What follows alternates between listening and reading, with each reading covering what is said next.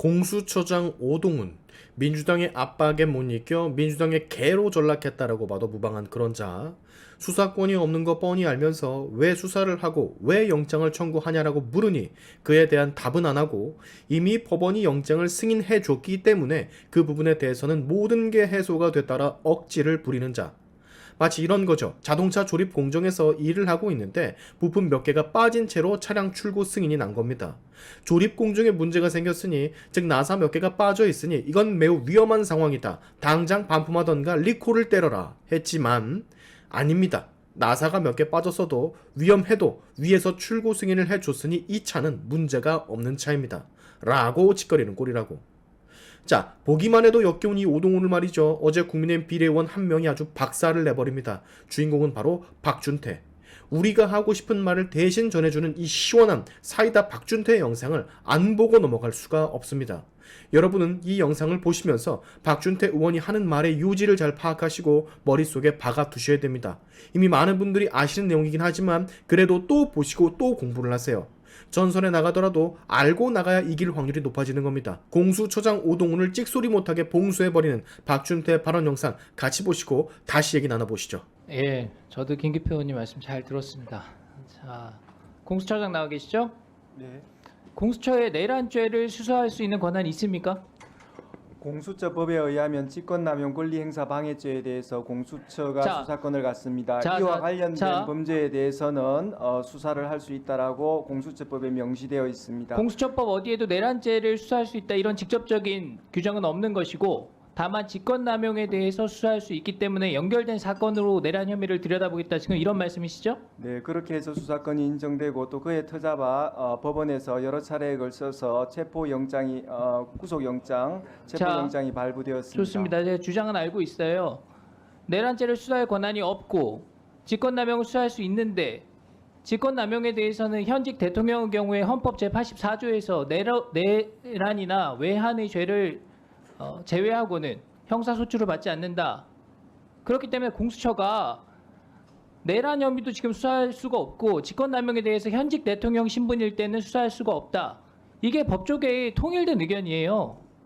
공수처가 어떤 권한으로 지금 이 수사를 진행하냐는 겁니다. 형사소추는 사건이 들어보세요. 사건이 중대하고 국민 관심이 높으면 없는 권한이 생기는 겁니까? 정의를 실현하겠다? 이런 명분이면 없던 권한도 생기는 겁니까? 이렇게 해석해도 저렇게 해석해도 공수처가 수사할 수 있는 권한이 보이지가 않아요. 권한 없는 행위를 하는 것이 바로 직권남용이다.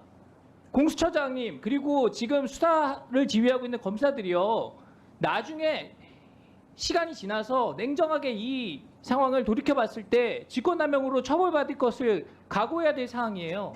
제가 그것을 요구하진 않겠지만 엄중하게 경고합니다. 그리고 얼마 전에 민주당에서 단독으로 발의하고 본회의까지 통과된 우리 특례법이 있었습니다. 거기에 대해서는 특정 범죄에 대해서 공소시효를 폐지하고 있어요.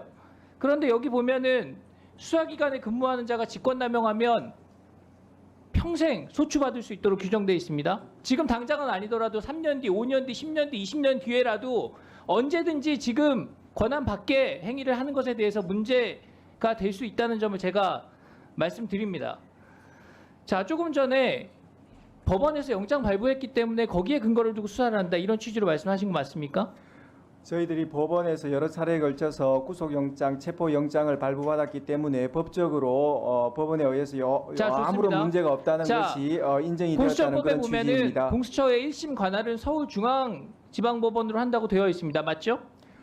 그것도 있지만 원래 형사소송법에 의한 재판 관할권, 피의자의 소재지, 그 다음에 자, 좋습니다. 주소지 네. 등에 대한 관할권도 그대로 가지고 예외가 있습니다. 있다는 거죠. 그런데 예외를 적용하려면 서울중앙지법에서 할 수 없는 이유가 명확하게 있어야 다른 법원에서 한다는 그 명분이 설득력을 얻는 겁니다. 중앙지법에서 할 수 없는 이유가 뭐예요? 그러니까 언론에서 진보 성향 판사의 판단을 구하려는 영장 쇼핑이다, 이런 지적을 받고 있는 겁니다. 제 개인적으로 하는 얘기가 아니라 모든 언론의 도배가 됐지 않습니까? 저희들은 그 용산 관할 법원인 서부 법원에 하였고, 그런 부분은 저 원칙과 예외의 관계로 해석하는 것이 아니라 저희들은 중앙법원에도 창설적인 관할권이 있지만은 원래 형사소송법에 의한 관할권도 그대로 자, 존치되고 좋습니다. 있다는 자, 해석을 갖고 있습니다. 수색영장에 이렇게 해석을 돼 합니다. 있어요. 형사소송법 110조 제 111조에는 예외로 한다. 이렇게 적시되어 있습니다. 법관이 법을 임의로 적용하지 않는다고 배제할 권한이 어디에 있습니까? 그러면 입법부가 또 국회의원들이 존재할 이유가 절반쯤은 없어지는 겁니다. 이 엉터리 영장이 유효하다? 거기에 근거해가지고 체포영장을 집행한다? 어떤 범죄 혐의가 있는 국회의원한테 법원에서 영장을 내면서 아, 이 사람은 너무 나쁜 사람이니까 면책특권이 있지만 이번에는 예외로 해. 회기 중이지만 바로 체포하는 걸로 하지 뭐. 이런 식으로 써놓으면은 그 의원을 체포할 수 있는 겁니까? 아무리 국회의원이 얄밉고 그 중대 범죄를 하더라도 법에서 정하는 원칙을 지켜야 되는 거죠. 중요한 사건일수록 더 그렇습니다. 우리나라에서 중요한 사건들 다 정치적인 연관성이 있는 사건입니다. 그런 사건들일수록 더 예민하기 때문에 절차적인 정당성을 충분히 확보하면서 어떤 오류도 남기지 않으려는 그런 노력을 하는 겁니다. 그렇게 해야 당사자도 그 결과를 받아들일 수가 있고 지지자들도 그 결과에 대해서 인정을 할 수가 있다는 겁니다. 그런데 공수처가 지금 해놓은 일을 보세요. 권한 없는 일을 해가지고 이렇게까지 일을 크게 벌이면서 그 수사 상황을 지휘하고 통제할 만한 지금 관리 능력을 전혀 보여주지 못하고 있지 않습니까? 그러니까 법적으로 명확하게 근거가 있는 경찰의 수사를 재이첩하라는 요구를 하는 겁니다. 의원님 그 부분에 대해서 말씀드리겠습니다. 형소법 110조와 111조는 군사비밀, 공무상 비밀을 보호하기 위해서 그러한 장소 물건에 대한 압수수색할 때 자, 책임자의 자, 승낙을 내용 충분히 받으라는 알고 그런 있습니다. 조항입니다. 제 얘기를 이 유념해서 사건은 들으세요. 체포영장, 처장님, 그만하세요. 체포를 위한 수색이어서 그런 조항이 적용되지 않는다는 당연한 법리를 확인하고 있는 그런 상황입니다. 예, 자, 제 주장 잘 알고 있습니다. 제 말을 새겨 들으세요. 처장님과 지금 이 수사에 관여하는 분들 지금 제대로 된 법적인 권한을 가지고 하는 것인지 이 정치적인 상황에 몰려서 억지로 떠밀려서 이 수사를 하는 것인지 그리고 그 책임은 누가 질 것인지 잘 한번 판단해 보시기 바랍니다. 자, 추가적인 소식마저 소개를 해드립니다.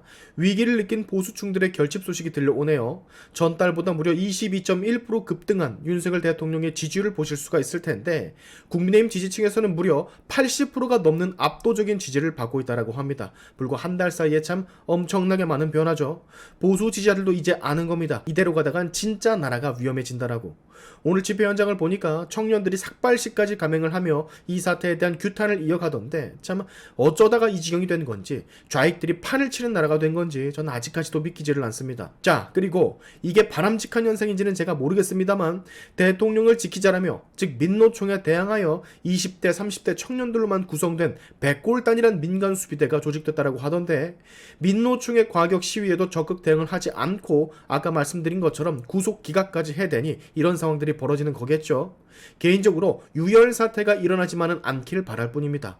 오늘 여러분 제가 앞서 소개한 장동혁 의원의 발언 영상 그리고 이 박준태 의원의 발언 영상은 시간이 나실 때마다 보고 또 들으십시오. 우리는 반드시 승리할 겁니다. 오늘의 샤인투프 여기까지 하겠습니다. 여러분의 영상 공유는 세상을 밝히는 힘이 되니까 꼭 공유 부탁드리면서 지금까지 영상이 좋으셨다면 구독과 좋아요 그리고 알림 설정까지 꼭 한 번씩 눌러주시면 감사하겠습니다. 다음에 봅시다.